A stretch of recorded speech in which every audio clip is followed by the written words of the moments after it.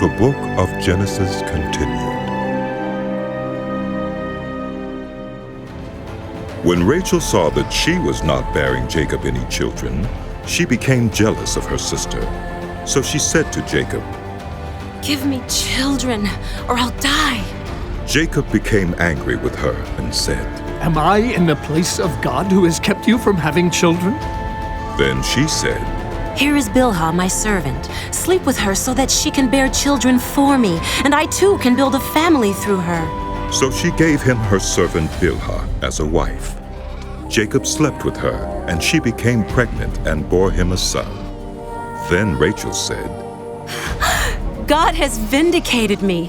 He has listened to my plea and given me a son. Because of this, she named him Dan. Rachel's servant Bilhah conceived again and bore Jacob a second son.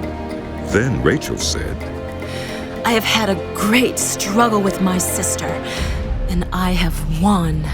So she named him Naphtali. When Leah saw that she had stopped having children, she took her servant Zilpah and gave her to Jacob as a wife. Leah's servant Zilpah bore Jacob a son. Then Leah said, What good fortune. So she named him Gad. Leah's servant Zilpah bore Jacob a second son. Then Leah said, How happy I am. The women will call me happy. So she named him Asher. During wheat harvest, Reuben went out into the fields and found some mandrake plants, which he brought to his mother Leah. Rachel said to Leah, Please, give me some of your son's mandrakes. But she said to her, Wasn't it enough that you took away my husband? Will you take my son's mandrakes too? Very well. Rachel said. He can sleep with you tonight in return for your son's mandrakes. So when Jacob came in from the fields that evening, Leah went out to meet him. You must sleep with me. She said. I have hired you with my son's mandrakes. So he slept with her that night. God listened to Leah, and she became pregnant and bore Jacob a fifth son. Then Leah said, God has rewarded me for giving my servant to my husband. So she named him Issachar. Leah conceived again and bore Jacob a sixth son. Then Leah said, God has presented me with a precious gift. This time my husband will treat me with honor, because I have borne him 6 sons. So she named him Zebulun. Sometime later she gave birth to a daughter and named her Dinah. Then God remembered Rachel. He listened to her and enabled her to conceive.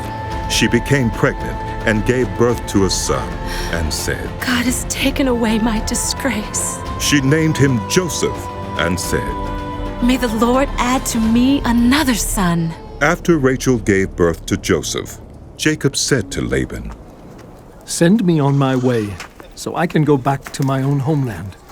Give me my wives and children, for whom I have served you, and I will be on my way. You know how much work I've done for you. But Laban said to him, If I have found favor in your eyes, please, stay. I have learned by divination that the Lord has blessed me because of you. He added, Name your wages, and I will pay them. Jacob said to him, You know how I have worked for you and how your livestock has fared under my care. The little you had before I came has increased greatly, and the Lord has blessed you wherever I have been. But now, when may I do something for my own household? What shall I give you? He asked. Don't give me anything. Jacob replied, But if you will do this one thing for me, I will go on tending your flocks and watching over them. Let me go through all your flocks today and remove from them every speckled or spotted sheep, every dark-colored lamb, and every spotted or speckled goat. They will be my wages. And my honesty will testify for me in the future. Whenever you check on the wages you have paid me, any goat in my possession that is not speckled or spotted, or any lamb that is not dark-colored, will be considered stolen. Agreed, said Laban.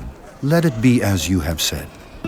That same day he removed all the male goats that were streaked or spotted, and all the speckled or spotted female goats, all that had white on them, and all the dark-colored lambs, and he placed them in the care of his sons.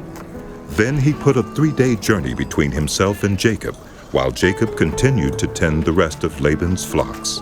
Jacob, however, took fresh-cut branches from poplar, almond, and plane trees, and made white stripes on them by peeling the bark and exposing the white inner wood of the branches. Then he placed the peeled branches in all the watering troughs, so that they would be directly in front of the flocks when they came to drink. When the flocks were in heat and came to drink, they mated in front of the branches, and they bore young that were streaked or speckled or spotted. Jacob set apart the young of the flock by themselves, but made the rest face the streaked and dark-colored animals that belonged to Laban. Thus he made separate flocks for himself and did not put them with Laban's animals. Whenever the stronger females were in heat, Jacob would place the branches in the troughs in front of the animals so they would mate near the branches.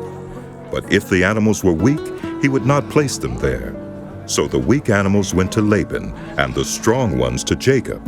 In this way the man grew exceedingly prosperous, and came to own large flocks, and female and male servants, and camels and donkeys.